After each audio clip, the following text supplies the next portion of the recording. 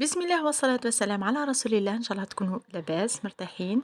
اليوم عندنا استخراج الكولاجين الطبيعي من عظام البقر، والمخ اللي موجود في العظام البقر نشريوه من عند الجزار، ماهوش غالي بزاف.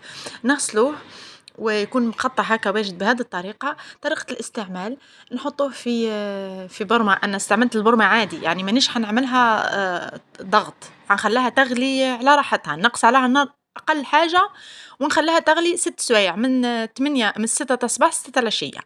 باش واش نحطوا لها اللي تحبوا. ورق الرند هنا برك هو اللي ضروري. حطيت طيب، حطيت فلفل أكحل كعب، سنارية، جزر، اللي تحبوا.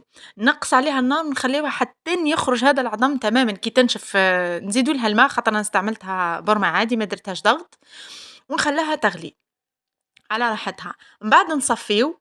هاو العظم هنا فراغ كامل، هاو يدوب، يعني ما يبقاش، لازم هذا اللي في النص يدوب تماما.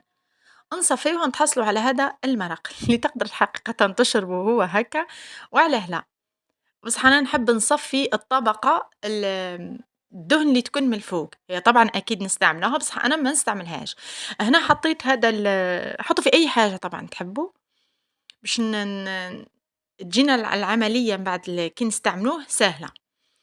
نحطه هنا تقريبا نص ونخليه حتى يبرد تماما، يعني تجمد الطبقة هادي.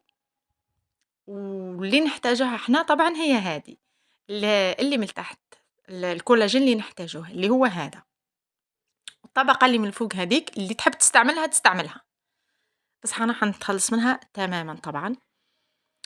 بالمغرف، يعني بطريقة سهلة أي جامدة تساعدنا في أنها تتنحى.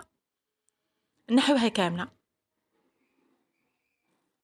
نحيو بشوية حتى نحيوها كاملة. هي جامدة تساعدنا في كي تتنحى. نحيوها كاملة.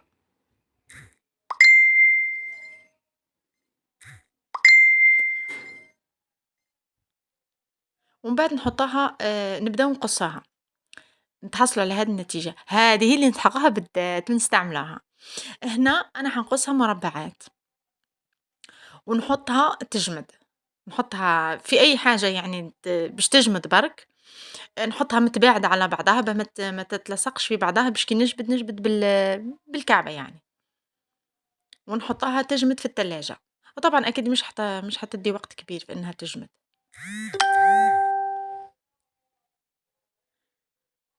باه من بعد نحطها في أكياس تاع المجمد. هاي هنا بالكعبة منفصلين.